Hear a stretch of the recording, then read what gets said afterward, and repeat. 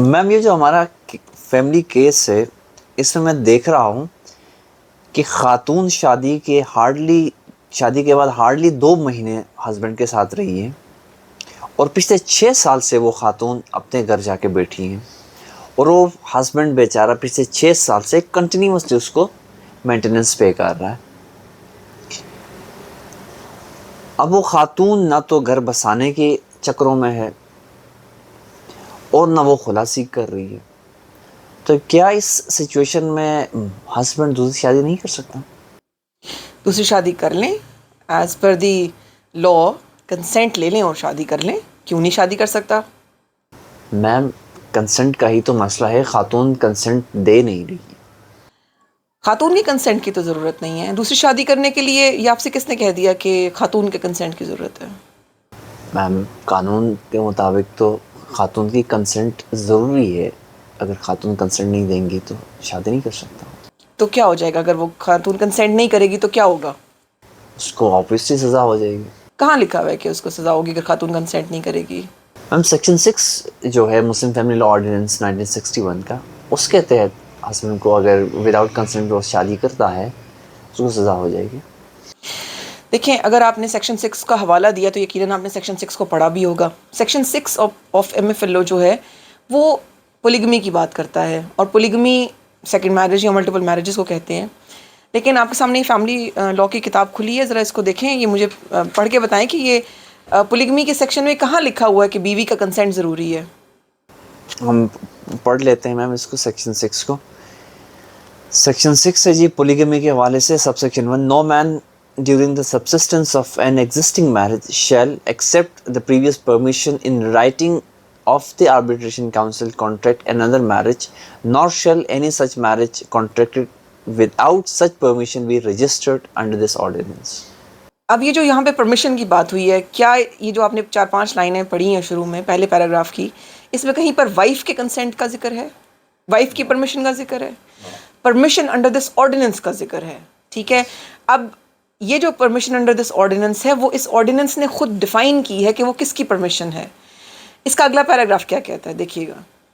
Ma'am इसका subsection 2 कहता है कि हस्बैंड चेयरमैन आर्बिट्रेशन काउंसिल के नाम पे एक एप्लीकेशन लिखेगा जिसमें वो रीजंस बताएगा कि वो दूसरी शादी क्यों करना चाहता है, और दूसरी बात, क्या उसने अपनी पहली वाइफ से दूसरी शादी के लिए कंसेंट ली है या नहीं ली है, ये बात मेंशन करेगा एप्लीकेशन में। अब आपने आर्बिट्रेशन काउंसिल का जिक्र किया। आर्बिट्रेशन काउंसिल क्या चीज़ है? आर्बिट्रेशन काउंसिल एक ऐसी कमेटी या काउंसिल है जिसके अंदर यूनियन काउंसिल का चेयरमैन और दोनों फरीकैन का एक एक नुमाइंदा, यानी कि बीवी का भी एक नुमाइंदा रिप्रेजेंटेटिव और शोहर का भी नुमाइंदा उसके अंदर शामिल होगा बतौर मेंबर। आर्बिट्रेशन काउंसिल इस सेक्शन के तहत एक कमेटी या एक काउंसिल को कहते हैं। ये वो वाली आर्बिट्रेशन काउंसिल नहीं है जिसको हम यूनियन काउंसिल कहते हैं। जैसे इस्लामाबाद में आर्बिट्रेशन काउंसिल के अंदर हम जाकर अपने निकाह और तलाक वगैरह रजिस्टर कराते हैं, ये वो आर्बिट्रेशन काउंसिल नहीं है।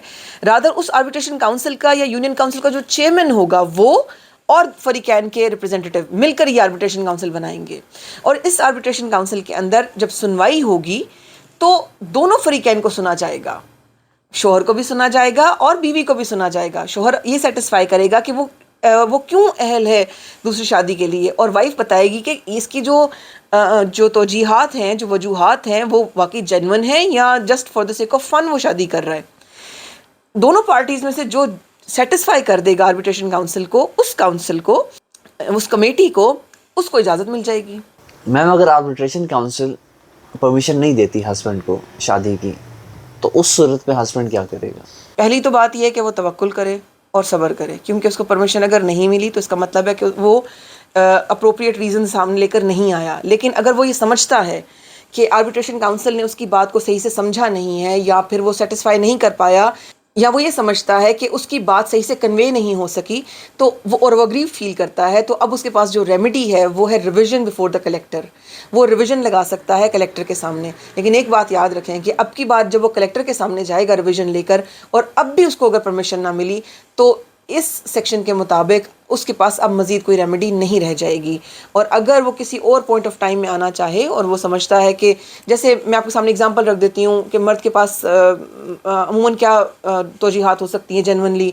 फॉर एग्जांपल कोई खातून का कोई मेडिकल इशू है, उसकी वो सेन कंडीशन, उसका वो मेंटली इनसेन है और वो अपने मैटर्स को हैंडल नहीं कर पाती, या आजकल आपने देखा हो कि हमने अमूमन शादियों के केसेस भी देखे हैं कि ऐसी बच्चियों की शादियां कर दी जाती हैं, बाद में पता चलता है कि बच्ची जो है वो मेंटली स्टेबल नहीं है, या कोई और मेडिकल इश्यूज़ हैं, उसको फैमिली वे में आने के लिए मेडिकल इश्यूज़ आ रहे हैं। या फिर एक खातून है, जैसे हमारे केस में आपने बताया, ये खातून ने 2-3 महीने वो साथ रही हैं और पिछले 6 साल से मेंटेनेंस तो ले रही हैं एज़ पर लॉ, लेकिन साथ आके ना तो वो बसती है ना अपने हकूक़ अदा करती है। तो ये अगर ऐसी कोई सिचुएशन क्रिएट होती है जिसके अंदर मर्द ये समझता है कि वो जेन्युइनली उसके पास एक रीज़न मौजूद है और फिर भी उसको इजाज़त नहीं मिलती, तो सबसे पहले तो वो अपने आर्बिट्रेशन काउंसिल के फ़ैसले को रिवीजन की फॉर्म में कलेक्टर के सामने लेकर जा सकता है, या फिर किसी और पॉइंट ऑफ टाइम में बेहतर अपनी पिटिशन के साथ बेहतर एविडेंस लगाकर न्यू ग्राउंड्स के ऊपर आ सकता है। तो कलेक्टर के बाद अब उसके पास कोई रेमेडी नहीं रह जाएगी, वो फाइनल डिसीजन होगा। लेकिन अगर उसको परमिशन मिल जाती है तो क्या होगा? एक तो ये कि वो वाइफ अग्रीव्ड होगी तो वो भी वही सेम पैटर्न इस्तेमाल करेगी, रिवीजन फाइल कर सकती है कलेक्टर के सामने। लेकिन मर्द क्या करेगा? उसके हक में फ़ैसला हो गया है तो वो बाउंड है एज़ पर लॉ कि वो फौरी तौर पर अपनी पिछली बीवी, जो पहली बीवी है या एक से ज़ायद बीवियाँ मौजूद हैं, जो भी उसके साथ सिचुएशन है, अपनी पहली बीवी को वो तमाम का तमाम जो हक में है ड्यू होगा, भले वो मुअज्जल था या गैर मुअज्जल था, वो उसी वक्त अदा करने का पाबंद होगा। और दूसरी सूरत में अगर उसको परमिशन नहीं मिली और वो फिर भी शादी कर लेता है, तो सिर्फ ये सिचुएशन ऐसी है जलाल कि जिसके अंदर उसको सज़ा हो सकती है। वैसे 1 महीना है, लेकिन पंजाब अमेंडमेंट में वो 1 साल और 5 लाख जुर्माने तक उन्होंने इसको अमेंड किया हुआ है। तो ये तमाम प्रोसीजर को हम बिल्कुल जो है वो कता नज़र करके सिर्फ़ और सिर्फ सज़ा तक एकदम जंप कर लेते हैं और इस चीज़ को खिलाफ शरीयत करार दे देते हैं कि शरीयत ने मर्द को इजाज़त दी थी 4 शादियों की, तो कानून ने क्यों गसब कर ली, कानून ने क्यों कतगन लगा दी। ये जो परसेप्शन है ये बिल्कुल गलत है, ये इंटरप्रिटेशन गलत है। ना सिर्फ कानून की इंटरप्रिटेशन गलत है बल्कि शरीयत की इंटरप्रिटेशन भी गलत है। मैम आखिर में ये बताइएगा कि अगर husband without the consent of arbitration council second marriage करते हैं तो उसके ख़िलाफ़ वाइफ जो है वो कंप्लेंट किस फोरम में करेंगी? जुडिशल मैजिस्ट्रेट के पास करेंगी या फैमिली कोर्ट में करेंगी या कोई और फोरम मौजूद है? एक्चुअली देखिए इजलाल, ये जो फैमिली कोर्ट है ना, इसके पास एट द सेम टाइम दोनों पावर्स होती हैं। फैमिली कोर्ट के पास सिविल कोर्ट की पावर्स भी हैं और क्रिमिनल कोर्ट की पावर्स भी मौजूद हैं। तो ये जो कंप्लेंट फैमिली रिलेटेड है, चूँकि फैमिली लॉ के अंडर आती है, तो ऐसी कंप्लेंट ये क्रिमिनल ये ऐसा ऑफेंस नहीं है जो कि पीपीसी के अंडर आता हो। ठीक है, ये ऑफेंस ऐसा है जो आपने एक सिविल आप समझ लें कि ये नेचर में आता है, तो ये फैमिली कोर्ट ही इसको डील करती है और इसको पनिशमेंट, इसकी जो कंप्लेंट दायर होती है वो भी फैमिली कोर्ट के सामने होती है। इसको पनिश करने का इख्तियार भी फैमिली कोर्ट का है। Thank you very much ma'am.